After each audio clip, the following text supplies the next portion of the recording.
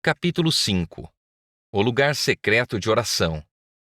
O poder da consagração pessoal. Tu, porém, quando orares, entra no teu quarto e, fechada a porta, orarás a teu pai, que está em secreto, e teu pai, que vê em secreto, te recompensará. Mateus 6, 6. Certa vez ouvi um pregador dizer que nossas orações mais recentes respondidas são um testemunho da presença de Deus por perto. Se não temos orações diariamente respondidas, então, provavelmente, não estejamos passando tempo em Sua presença todos os dias. Não sei se essa teologia é correta, mas, com esse pensamento em mente, permita-me contar a você a história de Hyde de oração. John Hyde, também conhecido como Hyde de oração, foi missionário na Índia no início do século XX e tinha uma preocupação tão intensa pela salvação das pessoas que não parava de orar até Deus trazer mais uma pessoa e depois mais outra para a verdade. Em certo momento, sentiu a convicção de que precisava orar pela conversão de pelo menos uma pessoa por dia ao longo do ano seguinte. Foi um desafio de oração extraordinário, e alguns até zombaram de seu alvo, dizendo que era irracional e presunçoso. Mas ele sentiu a paz de Deus e prosseguiu em oração, e o Senhor lhe respondeu. Sem dúvida, não foi fácil orar por tantas noites longas e jejuar em agonia durante dias a fio, mas ele persistiu, e Deus lhe concedeu vitória. Ao final daquele ano, mais de 400 pessoas haviam conhecido a Cristo diretamente por meio de seus esforços. Ao refletir sobre aquele primeiro ano, seu amigo E.G. Garré escreveu: Ele ficou satisfeito depois de ver uma pessoa por dia aceitar a Cristo? Nada disso. Como poderia se seu Senhor ainda não estava? Como o Senhor pode estar satisfeito enquanto uma única ovelha está fora do aprisco? No ano seguinte, Hyde clamou ao Senhor por bênçãos ainda maiores. Dessa vez, pediu a Deus 2 almas por dia. Deus atendeu novamente, e mais de 800 pessoas se converteram. Ainda sem se dar por satisfeito, sua preocupação e seu clamor pelas pessoas se tornaram cada vez mais intensos, e consciente de que Cristo merece a vida daqueles que morreu para salvar. No ano seguinte, ele se apegou a Deus com desespero santo, suplicando por 4 pessoas por dia. Foram semanas de oração, pranto e luta com o Senhor, até ter a certeza confiante de que Deus tinha ouvido e responderia. E Deus o fez. John Hyde sempre parecia estar ouvindo a voz do bom pastor a dizer: Tenho outras ovelhas, tenho outras ovelhas. Não importava se havia conquistado 1, 2 ou 4 almas por dia, sentia um anseio insaciável e uma paixão imperecível pelas almas perdidas.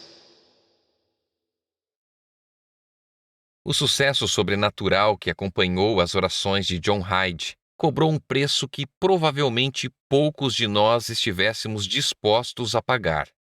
Por causa do intenso fardo e da agonia profunda que carregava orando pelas pessoas, e por causa da forte pressão exercida sobre o corpo, ao passar dias, noites e, às vezes, semanas em oração, seu coração sofreu um deslocamento para o lado direito. Após alguns anos de luta ferrenha em oração, morreu de doença cardíaca, ainda jovem, um coração partido pelos perdidos. Com que frequência nosso fervor empalidece em comparação com discípulos como esse. Ainda assim, porém, seu testemunho pode nos inspirar a ousar pedir mais a Deus. Uma de minhas citações preferidas do Espírito de Profecia diz: Todo cristão tem o privilégio, não só de esperar a vinda do nosso Senhor Jesus Cristo, como também de apressá-la. Se todos os que professam seu nome produzissem fruto para sua glória, quão depressa não estaria o mundo todo semeado com a semente do Evangelho. Rapidamente amadureceria a última grande seara e Cristo viria a recolher o precioso grão. Conto a história de Hyde de oração, porque o testemunho dele me desafia, em minha vida de oração, como nenhum outro. Talvez eu não esteja ganhando milhares para Cristo, como muitos evangelistas e outros líderes. E sem dúvida, não me sinto preparada para pedir confiantemente a Deus uma pessoa por dia. Porém, algum tempo atrás, Deus me impressionou com a realidade de que eu podia pedir pelo menos uma oração respondida por dia. Desde que eu comecei a escrever em um diário e manter um registro preciso há quase 2 anos, não se passou um dia sem que eu recebesse pelo menos uma resposta à oração. Alguns dias eu recebo 4 ou 5 respostas, e em um dia da semana passada recebi 7.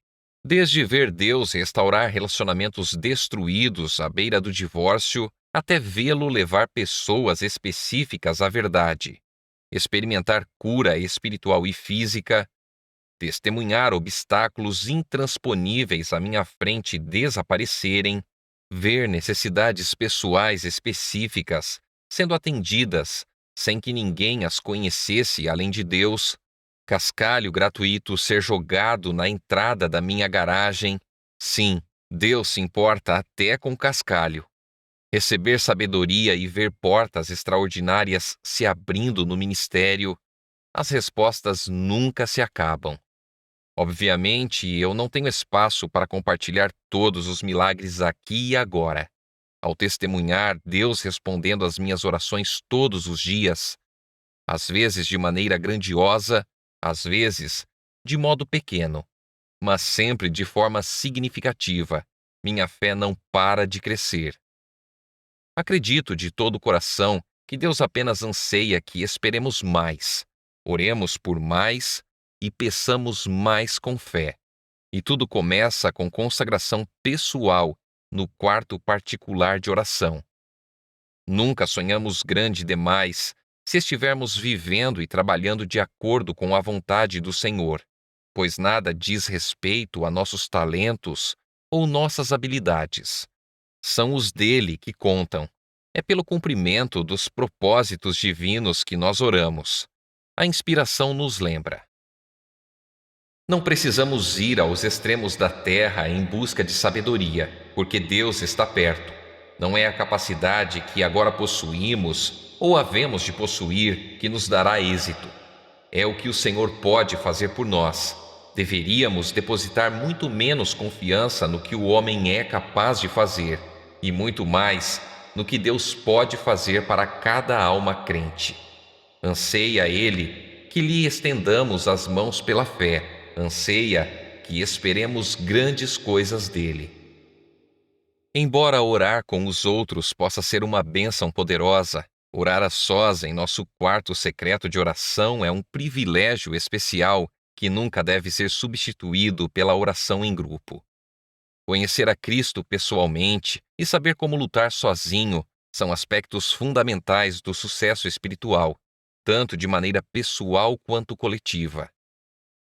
Do lugar secreto de oração. Em muitos de seus livros, Ellen White tem diversas coisas a dizer sobre a importância da oração secreta. Ela escreve: acima de tudo, não devemos negligenciar a oração secreta, pois é ela que sustenta a nossa vida espiritual. É impossível que a espiritualidade de uma pessoa floresça se a oração for negligenciada. Não basta orar em família e em público. Sozinho, abra o coração aos olhos examinadores de Deus. É provável que um dos reformadores cristãos mais conhecidos dos últimos 500 anos tenha sido Martinho Lutero, líder do movimento que se tornou conhecido como a Reforma Protestante. Fortalecido pelo estudo da palavra e pelas muitas horas dedicadas à oração, ele objetou aos erros e falsos ensinos de Roma papal, e manteve multidões de cristãos nas trevas ao longo de séculos. Fundamentado somente nas puras verdades da Palavra de Deus e revestido do poder das bênçãos do Espírito Santo, Ele causou um impacto que abalou todo o mundo cristão e continua a abalá-lo hoje. Escolheu se posicionar contra o que pareciam ser forças invencíveis. Os líderes papais queriam amarrá-lo à estaca, assim como haviam feito com outros antes dele. Ainda assim, porém, ele permaneceu firme, impassível diante dos poderes da escuridão que tentaram destruí-lo. Outros, ao ver sua coragem inabalável e convencidos pelas verdades bíblicas que Lutero ensinava, posicionaram-se ao seu lado. Qual era seu segredo? Como ele conseguia se posicionar com tamanha coragem contra o sistema religioso mais poderoso e influente do mundo sem se deixar abalar? A resposta é a oração. Sua força vinha do lugar secreto de oração. Reflita no testemunho a seguir de Martinho Lutero e sua firme crença no poder da oração, não no poder da força, para conquistar a vitória. Quando poderosos adversários se estavam unindo para destruir a fé reformada e milhares de espadas pareciam prestes a desembainhar-se contra ela, Lutero escreveu: Satanás está exercendo a sua fúria. Ímpios pontífices estão conspirando, e nós somos ameaçados de guerra. Exortai o povo a contender valorosamente perante o trono do Senhor, pela fé e oração, de modo que nossos inimigos, vencidos pelo Espírito de Deus, possam ser constrangidos à paz. Nossa principal necessidade, nosso trabalho principal é a oração. Saiba o povo que no momento se encontra exposto o gume da espada e a cólera de Satanás, e ore. Faremos mais com as nossas orações do que todos os nossos inimigos com sua jactância. Embora as circunstâncias humanas parecessem desoladoras e agourentas, Martinho Lutero sabia que servia a um Deus que não se limita nem se deixa controlar pelos planos de homens maus. E o Senhor recompensou sua fé. Do lugar secreto de oração saiu o poder que literalmente abalou o mundo com a grande reforma. Durante os períodos de maior luta, afirma-se acerca de Martinho Lutero: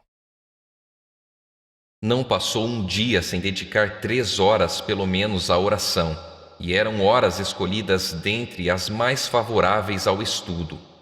Na intimidade de sua recâmara, era ele ouvido a derramar sua alma perante Deus em palavras, cheias de adoração, temor e esperança, como quando alguém fala a um amigo.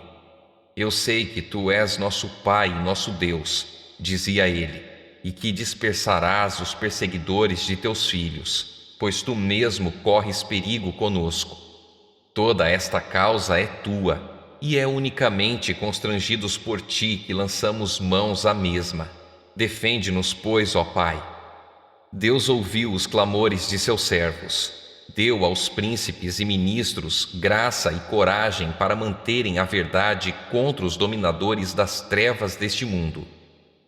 Os reformadores protestantes haviam edificado sobre Cristo, e as portas do inferno não prevaleceriam contra eles. E qual foi a resposta de Deus a essa grande crise?